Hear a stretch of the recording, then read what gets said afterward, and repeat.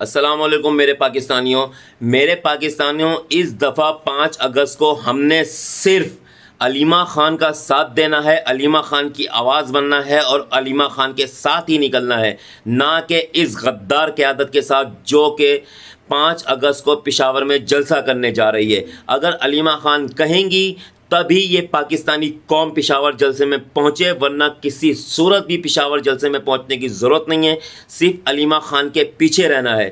5 اگست کو جلسہ رکھنے کا مقصد یہی ہے کہ کم سے کم عوام علیمہ خان کے ساتھ ہو اور زیادہ تر لوگ پشاور جلسے میں شریک ہوں۔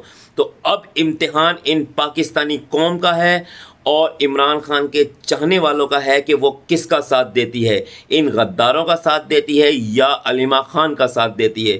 میرے پاکستانیوں، ایک بات ہمیشہ یاد رکھنا، جو بہن اپنے بھائی کے ساتھ وفا نبھا سکتی ہے نا، وہ کوئی غیر نہیں نبھا سکتا، کیونکہ یہ خون کا رشتہ آخرکار خون کا رشتہ ہی ہوتا ہے، کسی نہ کسی جگہ کسی نہ کسی وقت کام آ ہی جاتا ہے۔ لیکن یہ جو غداروں نے جان بوجھ کر 5 اگست کو پشاور میں جلسہ رکھا ہے، کیا ضرورت تھی 5 اگست کو پشاور میں جلسہ رکھنے کی؟ کوئی اور دن مقرر کر لیتے تم لوگ جلسہ رکھنے کے لیے۔ 5 اگست سے پہلے تم جلسہ رکھتے اور 5 اگست کو عوام کو نکلنے کا ٹائم دے دیتے، لیکن تم نے جان بوجھ کر 5 اگست کو صرف پشاور میں جلسہ اس لیے رکھا ہے کہ علیمہ خان کے ساتھ کم سے کم عوام ہو۔ لیکن اس دفعہ انشاءاللہ یہ پاکستانی صرف علیمہ خان کے ساتھ نکلیں گے، نہ کہ تم غداروں کے ساتھ۔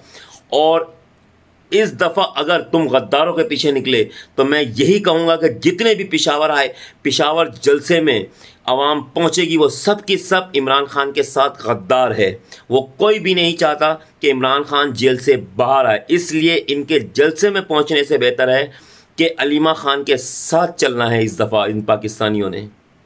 خان صاحب زندہ باد، پاک فوج پائندہ باد۔